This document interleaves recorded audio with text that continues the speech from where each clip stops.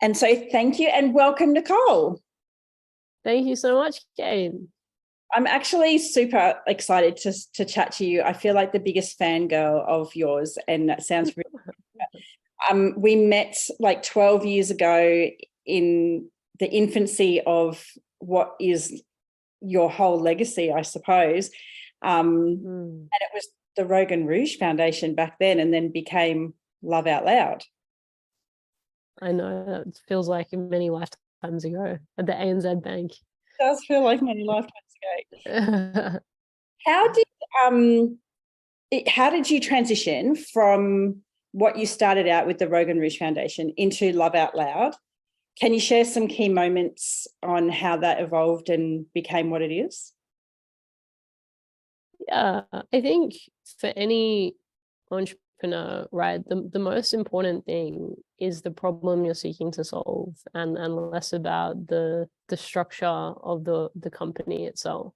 Because if you're clear on the problem, I think as you evolve in sophistication, your problem solving abilities become better and more fine-tuned, and the ways you want to solve that problem evolve as well. And I look back to the problem I was trying to solve 12 years ago. It actually is the same problem that I'm trying to solve now. At no point have I kind of deviated. I've always had a deep passion for emotional health and emotional wellness, and advocating for a more loving and compassionate world. And I look back at the Rogan Rouge Foundation, which was my first company, which was a mental health charity. The way that I was solving the problem then was like a really analog version of the way I'm solving the problem now.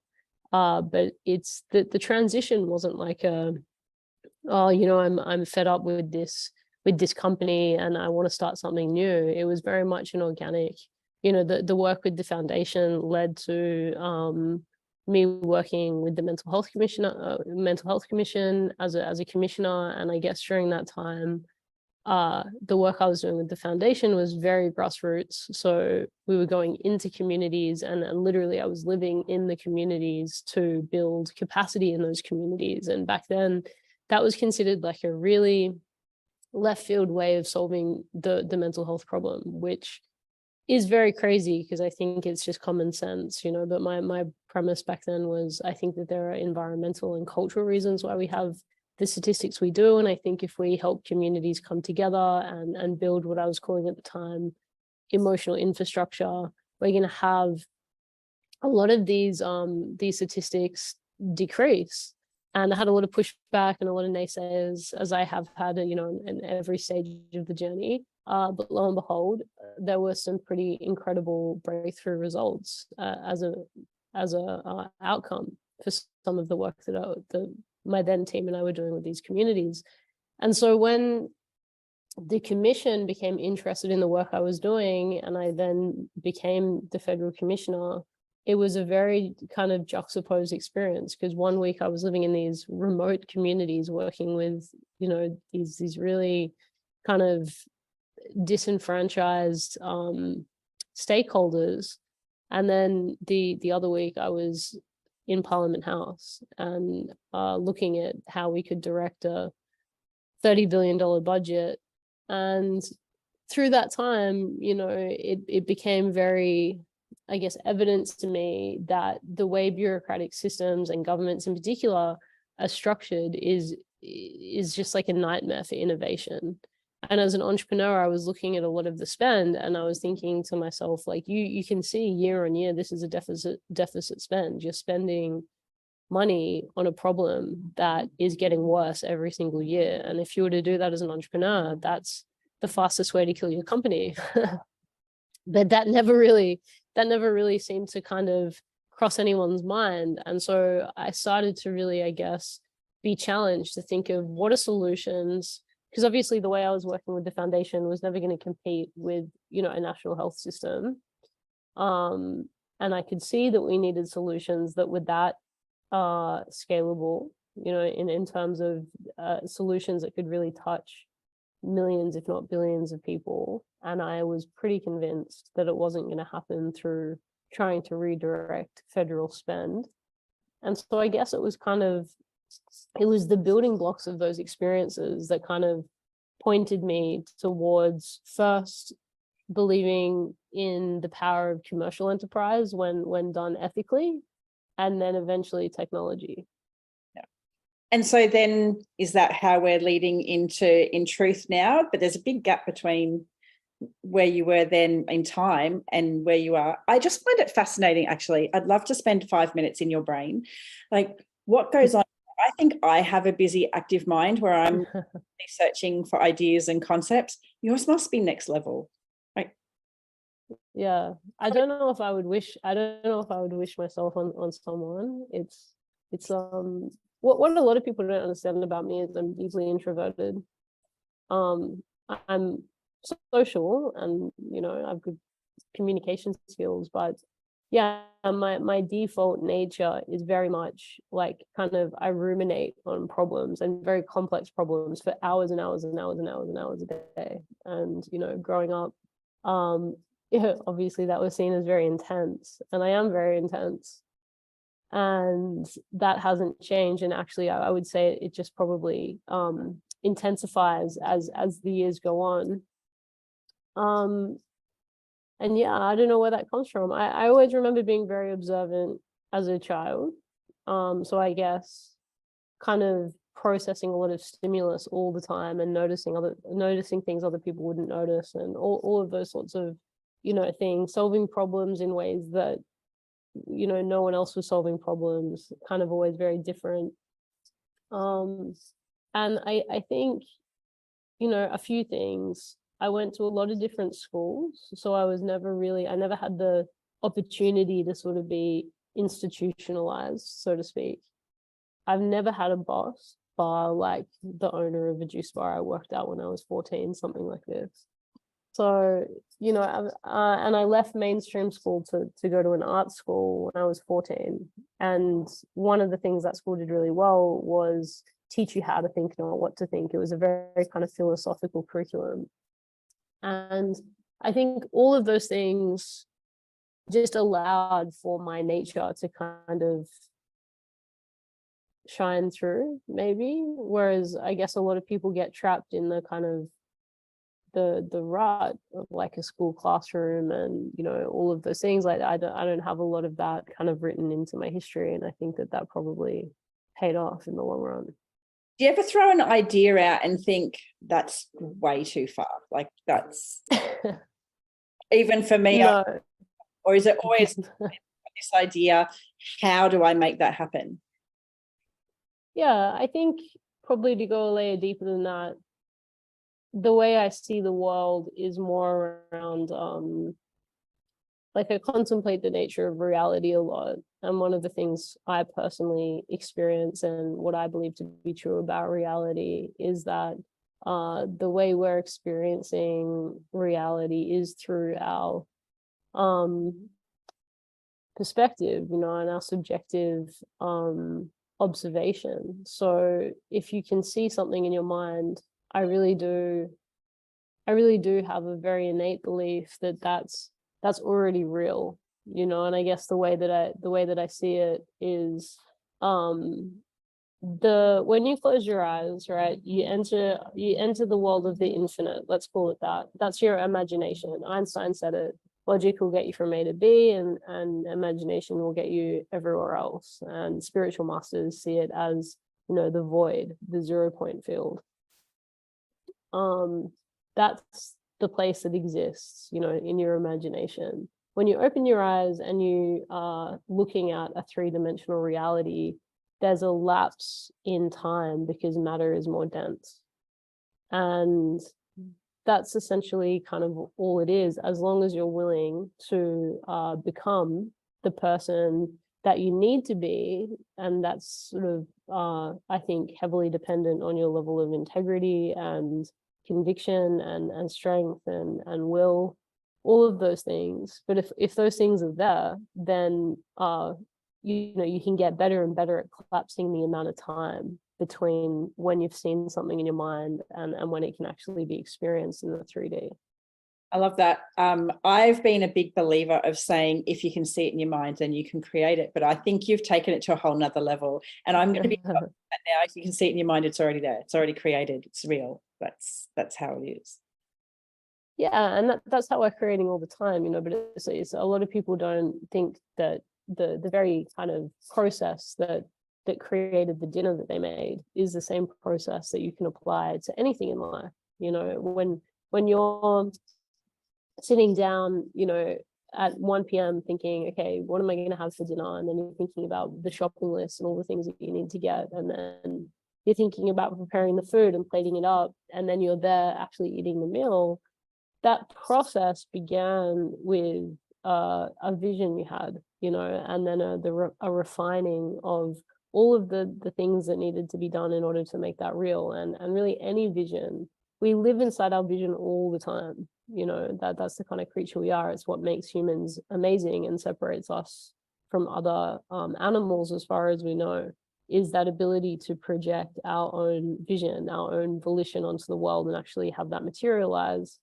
I think a lot of us just don't have the awareness to apply that to much bigger pursuits. I think it's because you hit the nail on the head in the beginning when you said that you weren't institutionalized, you didn't have those constraints put on you.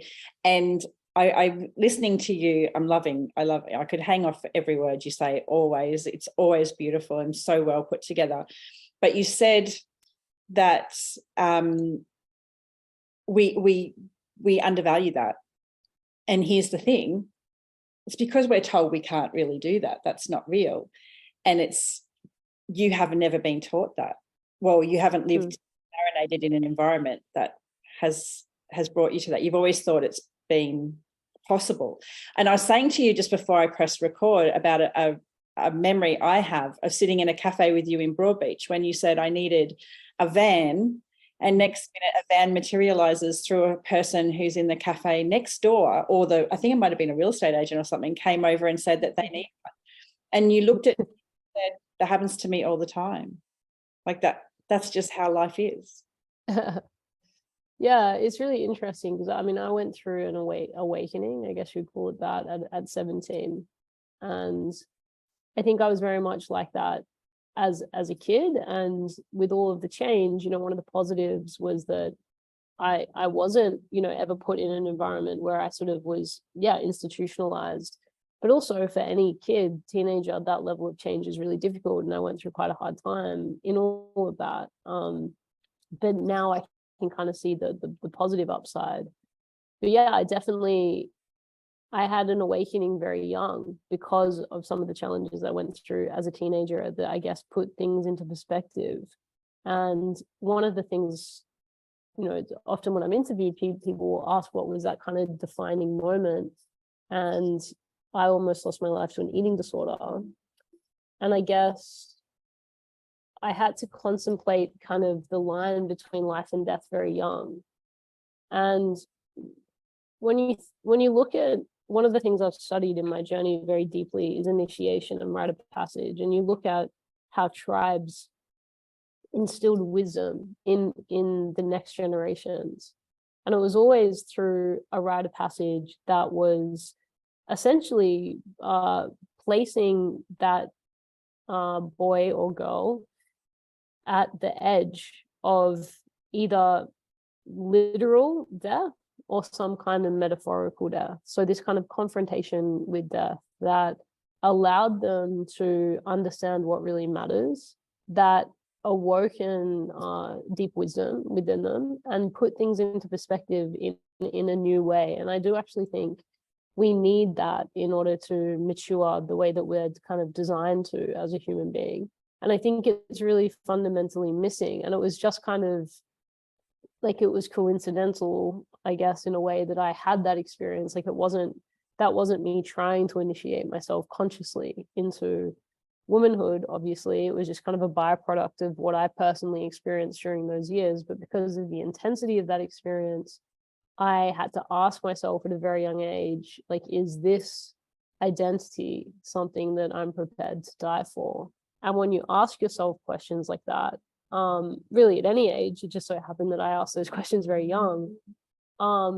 Yeah, something really does start to rewrite itself in how you view life. And yeah, one of the things I very much notice and have noticed since then is people get very stuck on the small thing. They sweat the small things. And I think when you sweat the small things and you don't have the ability to kind of let things go and be agile and flexible, then your whole world becomes small as a result of that. And that's kind of the price you pay for getting caught up in whether it's gossip or drama or kind of small details that in 10 years you're not even going to remember. When you consume your consciousness with those things, and I mean, I did for many years, I was obsessed with what I was eating, and that was a very insular kind of focus of my reality. So I went deep into what that is like, and I have a lot of empathy for that. And it was only because of that that I'm now able to have kind of the opposite experience, which is a much more kind of infinite perspective on reality.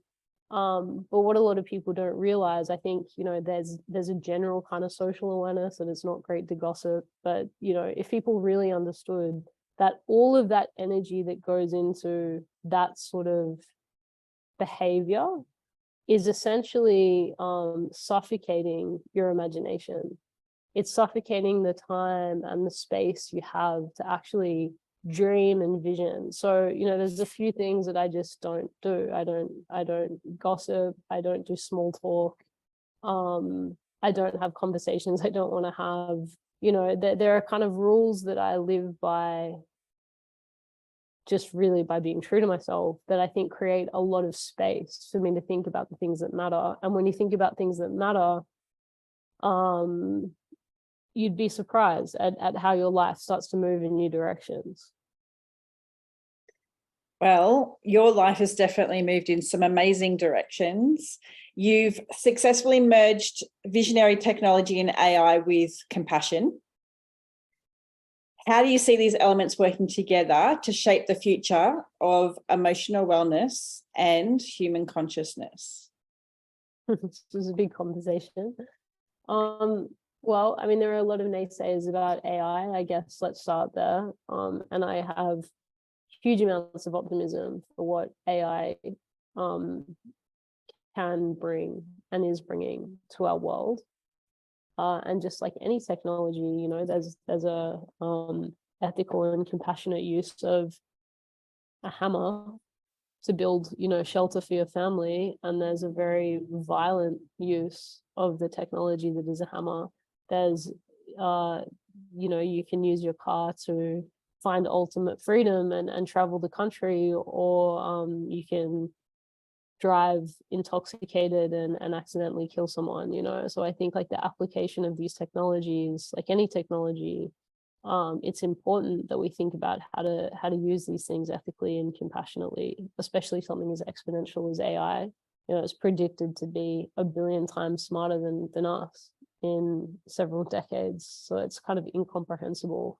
The very good thing, the very important thing I think we need to do is think, the kind of the lowest, I was going to say dumbest, but that's not very nice. Let's say the lowest IQ of a human on the planet is, I don't know, maybe like say 60 or 70. And then Einstein, who was 150 odd.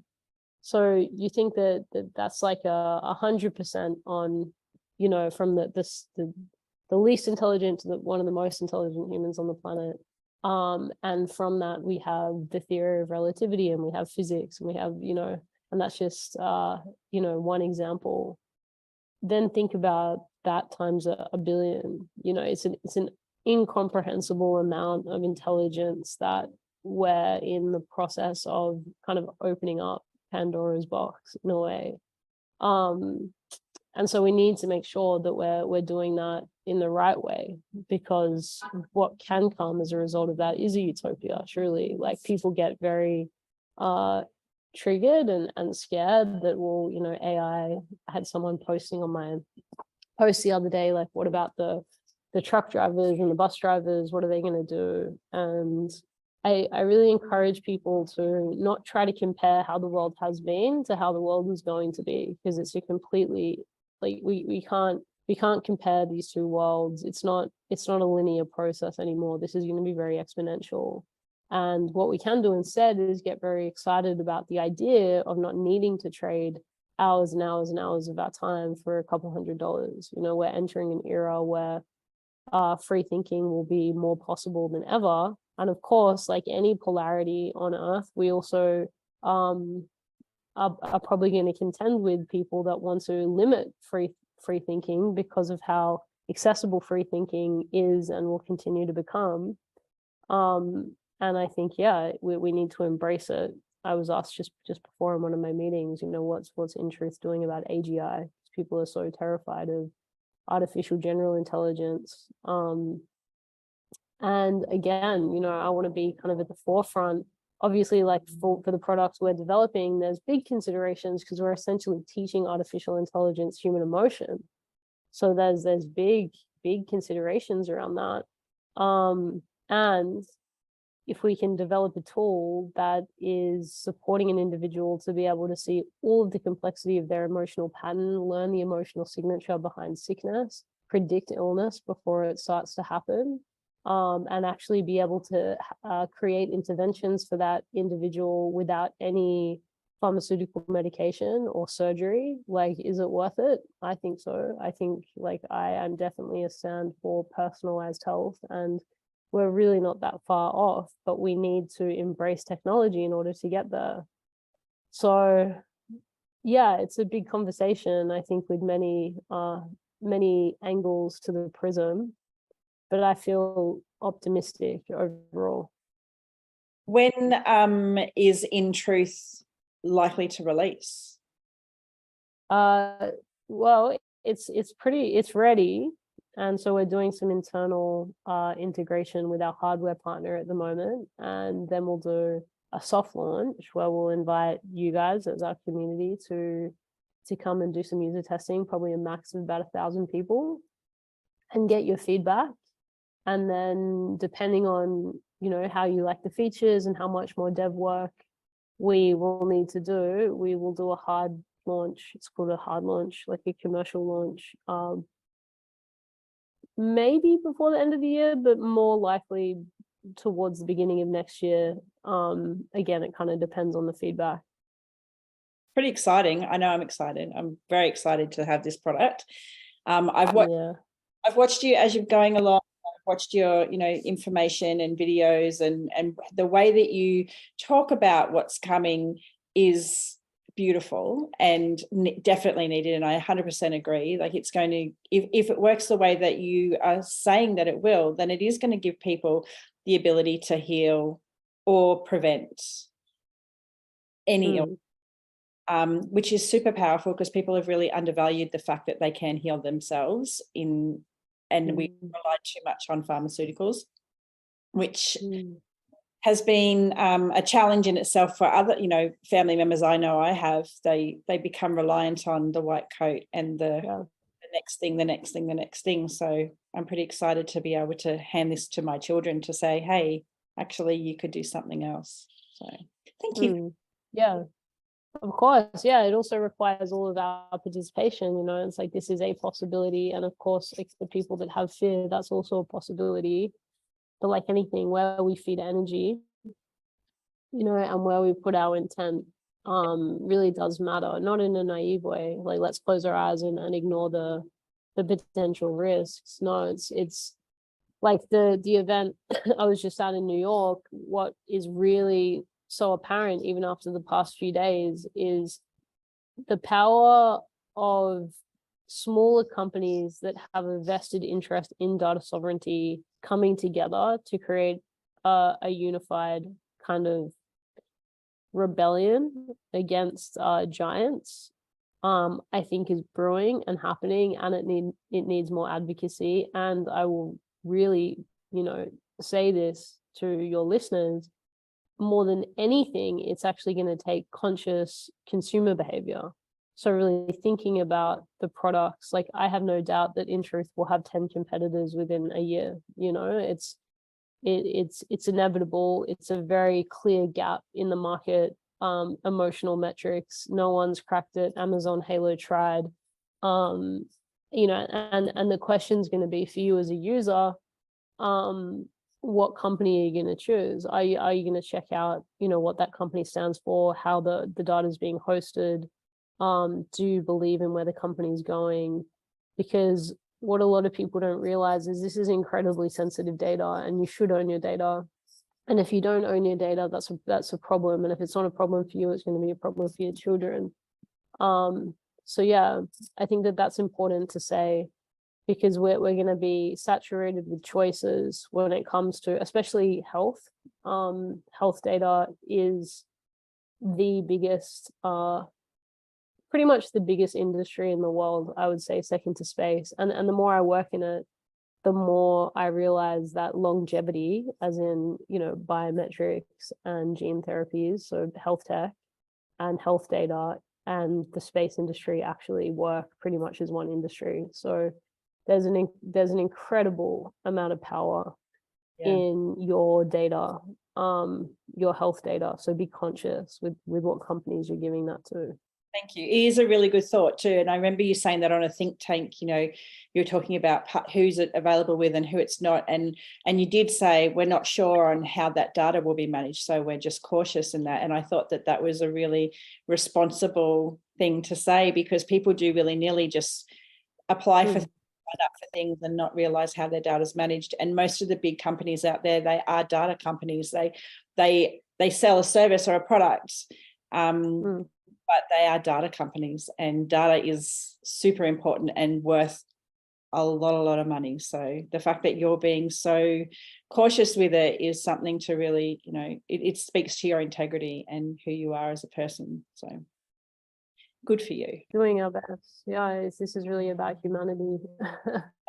It is, keeping a free world, because, you know, just to explain this further, because a lot of people don't understand it, what's going to happen if the wrong companies end up, you know, having complete market share of these sorts of things, is the data is stored on a centralized server.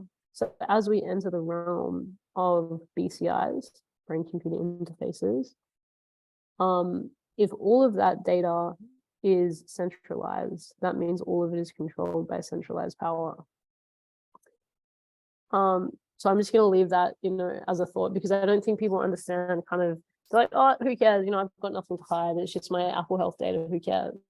But you've got to understand that it might not change your life now, but, you know, your children, I would say 99% of them are going to want a Neuralink or equivalent. And these major platforms are going to be an interface for those technologies. And as an interface for those technologies, if that's all in a centralized cloud, that means there's a very, very, very small group, one company, you know, that is controlling the whole of human consciousness inside your brain, inside, it's now fused with human consciousness. So this is what a lot of people don't understand. They can't wrap their head around it. But we still have choice now to think, you know, what companies do I want to support? Who's thinking about these problems in a different way in their leadership, and how can we get behind them? Because there is no brand, you know, someone like me can come up with that is shiny enough or compelling enough or brilliant enough, really ultimately, to compete with an Apple without consumer support. You know, which is why the movement side of what we're doing is so crucial. We need to build a movement of people that are doing this together, that are coming on that journey, and actually having a level of grace that at times it might not be a superior product to what Apple could come out with. You know, maybe it won't be. And is that okay? Like, can we solve for those problems together? And can we stay, you know, connected to where this really needs to go over the course of 10 years, 20 years, 50 years, and not be kind of so how we are, which is I want everything now and I want the best yesterday. Because as we enter these realms, that sort of drive for instant gratification can really lead us in the wrong direction. You've got a really audacious goal. And I just want to understand what it actually looks like to you. It is to actualize a civilization of love by 2030. What does that look like? And how can people get on board and help create that? Yeah, it's a great question. So 2030, I think, is a very kind of looked to year, mostly because of the global sustainable goals,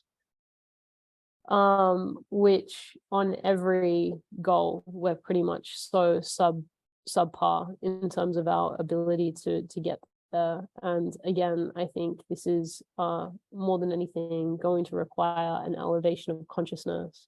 We need to be looking at these problems through a different lens, first and foremost. And I guess that's kind of the primary function of Love Out Loud as a movement, is to get people to see the world in a new way. Because when you see the world in a new way, new possibilities start to open up. So that's the first thing I'll say. You know, we believe, and it's a pretty divergent concept maybe to grasp, but we believe that there's a different way of looking at and approaching some of these major, very real problems we're facing as a world, that requires a loving lens and not a fear-based lens, first and foremost. Kind of imagine it, I'll give a metaphor. So if you're if there's a mountain, right, and you're on the bottom of the mountain trying to look out and find a solution for I don't know, as to where the next town is, say, but you can really only see so far in front of you when you're on the ground. And you climb the mountain and you get, you know, halfway up the mountain, and then you get to the top of the mountain, and all of a sudden you have a 360-degree view of what's around you, and then it becomes very clear where that next village is.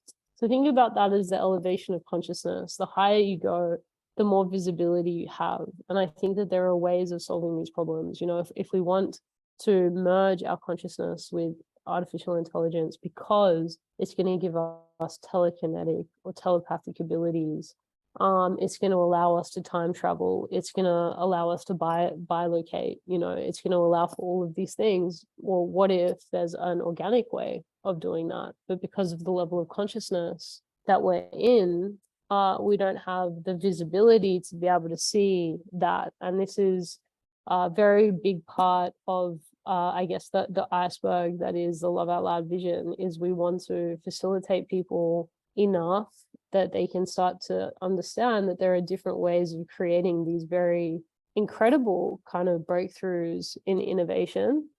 When we say civilization, we literally mean civilization. Like, we're committed to creating new systems of healthcare, education, and economics as our first three systems. I'm sure there'll be more after 2030, but when we really think about what are the three systems we kind of fundamentally need, that I think are going to be at great risk and going to become more and more, less and less accessible in ethical kind of ways to the human population. To me, those are the three that are the most important. So that's why we go to work every day. We're trying to reimagine these systems, and how that will look in practice is we'd like to give our citizens literally like an SSI, like an identification. So the equivalent of a passport, a digital identity that's fully sovereign, that's secure, that allows you to access these systems, that doesn't require a local setting. So you can still have a passport to Australia or the United States, but you can also be a citizen of our, let's call it, Love Out Loud nation, that will give you alternatives. So if you're not able to access healthcare in the way that you want, or access education in the way that you want, or you know, use you don't want to use the digital systems of trade that the government's put in place, then there's alternatives for you. I love this. I love it. And I feel like that's a bigger conversation, but thank you for just putting that little droplet in there for people to have a think about. I guess the last thing I wanted to ask you is, well, there's not really the last thing. I could ask you a million things, but the last thing for this podcast, looking ahead for the future, what's the big things that are happening for you? What's next? Yeah, I mean, how far into the future? Yeah. The near future. Yeah. Yeah. So we've got, I guess, on a company level, obviously launching the tech is huge. We're launching an accelerator program for entrepreneurs. I'm actually very excited about that. Think like a Y Combinator, but for entrepreneurs that are very invested in the type of world that we've talked about, over the past 20 minutes. Yeah, my team and I thought a lot about kind of the ecosystem we want to build and the journey we want to take our people on. And obviously we're cultivating this community around the idea of coming together to think deeply about certain topics and to sort of increase our awareness on certain topics. We want to take that to new levels where, a person that has an idea and believes that what they have can really be a part of the civilization of love, to give them all of the things they will need to actually build that into a robust company. Because I think this kind of storyline that altruistic people and loving leaders are not good at building commercial companies, that really, like, that story has got to transform itself, because we need to be able to marry altruism and compassion with structure and rigor and discipline in order to get there. So I'm really excited about our accelerator program. I think it's going to do really well. We're launching it in California in October, but we'll have spots available for everyone all over the world internationally. And launching my book is the third thing. What's it called? Legacy Disorder. Okay. And when's that one launching?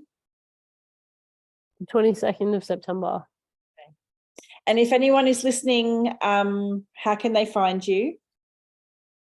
Well, I'm pretty much everywhere. So whatever platform, LinkedIn, Instagram, I'm Nick Gibson instead of Nicole Gibson, NIC. Or loveoutloud.io or nicolegibson.com, intruth.io. I'm going to all of the above. All of the above. Links to the episode as well, so people can find you. But if you are listening and you haven't ever heard of Nicole Gibson, then please go and have a look, because what she does is truly amazing, and you'll be pretty impressed with what you see. And watch this space, because she's only just getting started. That's right. Thank you, Kate. No problems. Thank you for being here. I'll speak to you soon.